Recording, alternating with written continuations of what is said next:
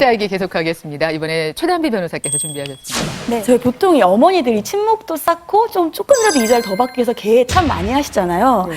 그런데 개를 하면 개주가 도망가는 경우가 사실 굉장히 많습니다. 그럼 이렇게 개주가 도망을 가면 어떻게 받아야 될까? 오늘 필살기인데요. 네. 떼인 돈 받아드립니다. 개주가 도망가면 누구에게 받을 수 있을까요?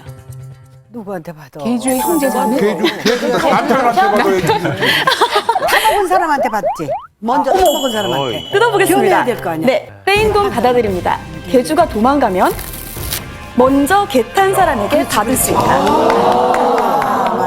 아주 한국해요. 이거 진짜 그 세계를 모르면 또 잘 모를 수 그렇죠. 있는. 저렇게 전문가도 계시지만 좀 네. 자세히 설명을 드리자면 이제 보통 저희가 돈을 빌려주고 가장 답답할 때 이럴 때 예를 들면 제가 정은아 씨한테 돈을 10,000원을 빌려줬는데 정은아 씨가 나 이경혜 씨한테 10,000원 받을 거 있으니까 이경혜 씨한테 가서 받아 이런 경우 되게 많잖아요. 되게 짜증나잖아요. 근데 이거랑 비슷한 게 채권자 대위권이라고 하는 이 제도가 있습니다. 이게 뭐냐면 제가 정은아 씨한테 받을 돈이 있는데 정은아 씨가 줄 너무 돈이 초조해요. 없어요. 빨리 갚아야 될 것 같아요. 네. 줄 돈이 없을 때 네. 정은아 씨가 다른 분한테 받을 돈이 있으면 제가 정은아 씨 대신해서 그 사람한테 받는 겁니다. 근데 걔 같은 경우는 이제 10번을 예를 들어서 걔를 금을 납입을 해야 되는데 제가 순위가 1번이에요. 그럼 1번을 먼저 받았으면 나머지 9번은 납입을 해야 되는 의무가 있잖아요. 그런데 개주가 그 9번을 다 못 채우고 미리 돈을 다 땡겨서 도망을 가면 뒤에 받을 수 있었던 사람들이 그 개주가 원래 받을 수 있었던 나머지 개원들한테 나한테 대신 달라 이렇게 말을 할 수가 있어요. 근데요, 변호사님 그게 그 말씀은 맞는데 저희 어머니 동네에서 개 탔는데 그 개주가 도망을 갔어요. 근데 개 탄 사람들한테 이렇게 얘기를 했어요. 야, 너 타먹은 거 내놔라. 그때 그 사람들이 하는 말이 아니 먼저 탄 게 무슨 죄야? 누가 뽑기 못하네? 나한테 달라 그래. 개주 잡아, 개주. 그리고 자기도 야밤도주 했어요?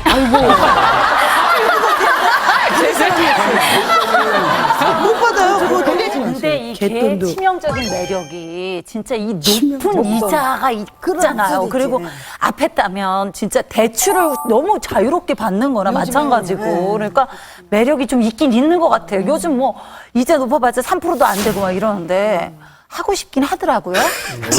올해도 이제 그 노량진 시장에서 개돈 46억 사귄 것 같은데 피해자만 43명 사건이 있었어요. 아유, 그거 어렵게들 보셨을 텐데. 그 개주가 노량진 시장에서만 한 35년 정도 개를 했던 사람인데 남편도 그 금융기관에 뭐 간부이고 아들도 회계사이고 딸도 뭐 명문가로 시집을 간 아주 유복한 집안이기 때문에 그 시장 사람들한테는 선망의 대상이자 존경의 대상이었죠. 이런 신용과 오랫동안의 그 개주의 역할을 한 걸 가지고 이제 근거로 해가지고 개를 많이 이제 모은 겁니다. 근데 개가 파탄 날 때는 가만히 보면은 개가 규모가 갑자기 커져요. 그러니까 액수도 커지고 가령 2, 3천 하던 개가 갑자기 1억이 되거나 그러니까 1억이 되다 보면 이제 사람들이 또 많아지죠. 그럼 굉장히 위험성이 높아지는 거거든요. 아마도 이 사건이 이런 류의 사건인 것 같습니다. 그래서 일가족이 야반 도주를 했던 그런 사건. 잡혔어요. 결국 야반 도주를 하면은 또 잘 살 것 같은데 또 못 그렇지 살아요. 못합니다. 못 살아요. 이 이제 노량진 개주 같은 경우에는 이제 3개월마다 거주지를 옮겨 다니면서 일가족이 그렇게 살다가 남편이 전립선 암에 걸렸나 봐요. 아하. 그러니까 병원에 가야 되니까 결국 그렇구나. 병원 기록이 어떻게 문제가 돼가지고 잡혔어요. 네. 잡히고 나서 보니까 결국 남편도 다른 사람한테 한 10억 정도를 또 떼이고 또 병원비 그다음에 옮겨 다니느냐고 도망 다니느냐고 또 생활비가 또 오죽 들었겠습니까?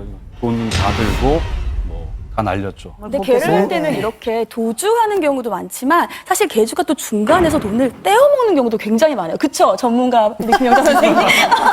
떼어먹는 경우들이 굉장히 많아요. 그래서 이런 경우도 주의하셔야 되는데 이것이 대표적인 이 사건이 다복회 사건이었습니다. 다들 많이 아실 텐데요. 이 다복회 사건이 뭐 의료계, 법조계, 뭐 정치인, 사원님들 부유하시다는 분이 다 모여서 운영한 그 개돈만 370억 원에 이른 사건이었습니다. 뭐 내가 사업하는 것보다 10배는 더 이익을 주겠다.